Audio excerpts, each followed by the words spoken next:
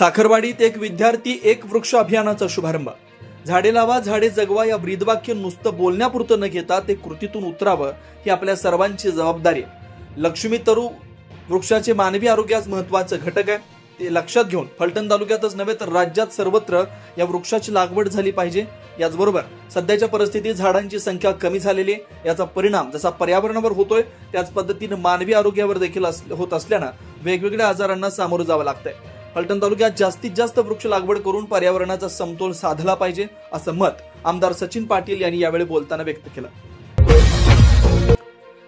वीर धरण 92% भरलं, नदीकाठच्या नागरिकांना सतर्कतेचा इशारा।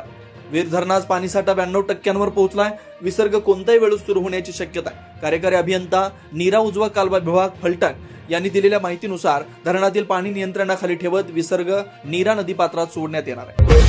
कंत्राटदार हर्षल पाटील यांच्या निधनावर फलटण बिल्डर्स असोसिएशन कडून श्रद्धांजली। सांगली जिल्ह्यातील वाळवा तालुक्यातील तांदुळवाडी येथील कंत्राटदार हर्षल पाटील यांनी कर्जाच्या त्रासातून आत्महत्या केल्याची धक्कादायक घटना घडली। राज्य सरकारकडून केलेल्या कामाचा पैसा वेळेत मिळाला नाही म्हणून हर्षल पाटील यांनी आत्महत्या केल्याचं प्राथमिक माहितीप्रमाणे समोर आलंय। या घटनेनंतर विरोधकांनी सरकारवर जोरदार टीका केली। बाधित शेतकऱ्यांच्या पाठीशी शासन खंबीरपणे उभं, मदत व पुनर्वसन मंत्री मकरंद जाधव पाटील यांचं वक्तव्य। अवकाळी पाऊस व गारपीटमुळे राज्यात फेब्रुवारी 2025 ते मे 2025 या कालावधीत 3,98,703 बाधित शेतकऱ्यांच्या 1,87,053.21 हेक्टर क्षेत्रातील शेतपिकांच्या नुकसानीपोटी राज्य शासनानं 337,41,43,53,000 इतक्या निधीस मान्यता दिली आहे।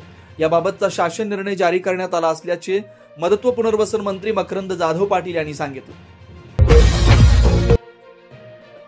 सातारा जिल्ह्यात घाट धरण क्षेत्रात पावसाचा जोर कायम। जिल्ह्याच्या पश्चिम घाट भाग आणि प्रमुख धरण क्षेत्रात पावसाचा जोर वाढलाय, त्यामुळे तारळी धरणातून ही 2,000 क्युसेक विसर्ग करण्याचा निर्णय घेण्यात आला। तर 24 तासात नौजाला 166 आणि महाबळेश्वरमध्ये 137 मिलीमीटरची नोंद झाली आहे। तसेच प्रमुख 6 धरणात सुमारे 114 टीएमसी पाणीसाठा झाला। मागील काही दिवसांपासून कोयना धरणाच्या 6 वक्र दरवाजातून विसर्ग करण्यात येत होता, पण धरणाचे दरवाजे बंद करण्यात आले। शिरवळ सातारा महामार्ग लोणंद मध्यवर्ती भागातून जाऊ देणार नाही।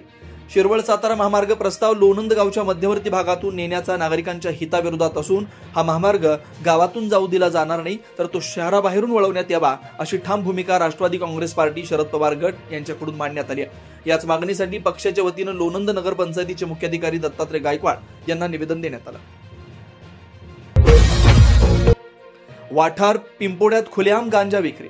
कोरेगाव तालुक्याच्या उत्तर भागात पिंपोडे बुद्रुकचं वाठार स्टेशन या बाजारपेठेच्या गावात गांजा विकला जातोय। अल्पवयीन मुले या व्यसनाच्या आहारी जाऊ लागलेत। ग्राहकांनी कोणालाही इशाऱ्याने खुणावल्यास त्याला गांजा मिळणाऱ्या ठिकाणचा पत्ता कळतो, मात्र पोलीस याबाबत अनभिज्ञ असल्यानं भावी पिढीला कोण वाचवणार असा प्रश्न पालकांना पडला। फलटणमध्ये चायना मांजाच्या विरोधात रॅलीचं आयोजन।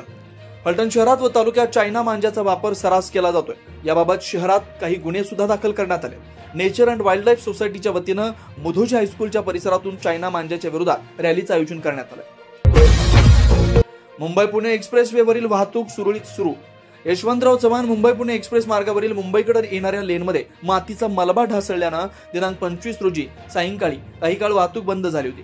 याबाबत तात्काळ कारवाई करून महामार्गावरील या दोन्ही लेनमधील वरील वाहतूक पूर्ववत सुरळीत सुरू आहे असं महाराष्ट्र राज्य रस्ते विकास महामंडळाच्या वतीनं कळवण्यात आलं।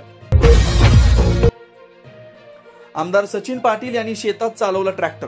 फलटण कोरेगाव विधानसभा मतदारसंघाचे आमदार सचिन पाटील यांनी त्यांच्या शेतात काम करण्याच्या व काम करताना ट्रॅक्टर चालवण्याचा आनंद घेतला। पहिल्यापासूनच सचिन पाटील हे शेतात काम करत असतात। आमदार झाल्यानंतर सुद्धा त्यांनी स्वतःच्या शेताकडे दुर्लक्ष केलेलं नाही।